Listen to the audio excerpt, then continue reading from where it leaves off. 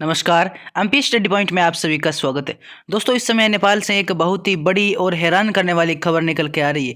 जी हाँ दोस्तों, जैसा कि हमने एक वीडियो में पहले जिक्र किया था कि नेपाल ने 9 देशों के प्रवेश पर पूर्ण रूप से प्रतिबंध लगा दिया था। यानी मैंने आपको 9 देशों के नाम भी बताए थे। वो देश अब नेपाल में प्रवेश नहीं कर सकते थे। नेपाल सरकार ने उन पर पूरी तरह से प्रतिबंध लगा दिया था। लेकिन दोस्तों, हाल ही में नेपाल ने एक और नया नियम जारी किया है और इसके तहत नेपाल ने 67 देश यानी 67 देशों को कड़ी चेतावनी दी है।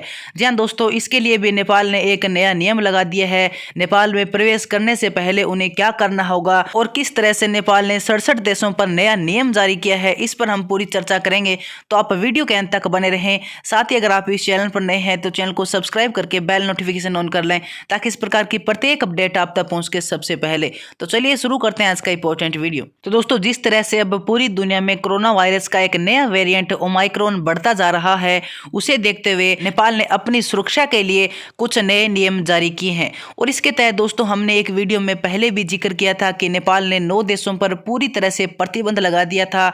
और नेपाल ने जिन देशों को प्रतिबंधित किया था, उन देशों के नागरिक अगर नेपाल में पाए जाते हैं तो उन पर कड़ी कानून कार्रवाई की जाएगी। लेकिन दोस्तों, अब जिस तरह से मुख्य रूप से यूरोपीय और अफ्रीकी देशों में कोरोना वायरस का नया जो वेरिएंट है ओमाइक्रोन, वो बढ़ता जा रहा है। और इसे देखते हुए नेपाल ने शनिवार को 67 विभिन्न देशों के लिए नया नियम जारी कर दिया है। जी हाँ दोस्तों, 67 देशों के व्यक्ति अगर नेपाल में जाते हैं तो उन्हें 2 सप्ताह तक क्वारंटाइन रहना होगा। जी हाँ दोस्तों, ये नेपाल का नया नियम है। नेपाल ने जो 67 देश बताए हैं, उन देशों के नागरिक अगर नेपाल में जाते हैं तो पहले उन्हें 2 सप्ताह तक क्वारंटाइन रहना होगा। इसके अलावा दोस्तों, मैं आपको बता दूं कि नेपाल ने जिन 67 देशों के लिए नया नियम जारी किया है, उन देशों के नागरिक अगर नेपाल में जाते हैं तो पहले उन्हें 7 दिनों तक अपने खर्चे पर किसी भी होटल में क्वारंटाइन रहना होगा। और 7 दिनों तक क्वारंटाइन रहने के बाद उन्हें RT-PCR कोविड-19 की नेगेटिव रिपोर्ट प्राप्त करनी होगी और उसके बाद ही वो नेपाल की अन्य जगहों पर जा सकते हैं। क्योंकि दोस्तों, कोविड का नया जो वेरिएंट है वो बहुत ही तेजी से बढ़ रहा है और शुरुआत में वो अफ्रीकी देशों में पाया गया था और अब ये वेरिएंट धीरे धीरे करके यूरोपीय और एशियाई कंट्रियों में भी बहुत ही तेजी से फैल रहा है। और इसके चलते नेपाल ने पहले 29 नवंबर 2021 को अलग अलग 9 देशों पर प्रतिबंध लगाया था। इसके अलावा नेपाल ने अब 67 नए देशों पर भी प्रतिबंध लगा दिया है, या फिर हम कहें कि नया नियम जारी कर दिया है। और वहीं दोस्तों, अगर हम बात करें तो यूरोपीय और एशियाई देशों में मुख्य रूप से Germany, Italy, United kingdom, Canada, संयुक्त राज्य अमेरिका आदि देश शामिल हैं। दोस्तों, इस प्रकार नेपाल अपनी सुरक्षा के लिए, अपने लोगों की सुरक्षा के लिए,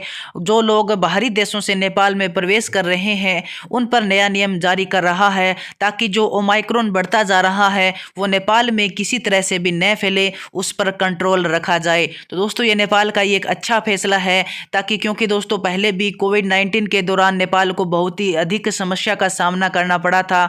और अब जो दोस्तों ये नया वेरिएंट है ये उससे भी ज़्यादा घातक है। इसलिए नेपाल अपनी सुरक्षा के लिए बाहरी देशों पर प्रतिबंध लगा रहा है और मेरे ख्याल से ये होना भी चाहिए, क्योंकि जब तक नए देशों पर पूरी तरह से प्रतिबंध नहीं लगाया जाएगा तब तक एक देश से दूसरे देशों में इसी प्रकार ये वेरिएंट, इसी प्रकार से ये कोरोना वायरस फैलता जाएगा और लोगों की जान को खतरा हो सकता है। इसलिए बाहरी देशों के जो नागरिक है वो नेपाल में प्रवेश कर रहे हैं तो उन पर कुछ नए नियम लागू होने चाहिए।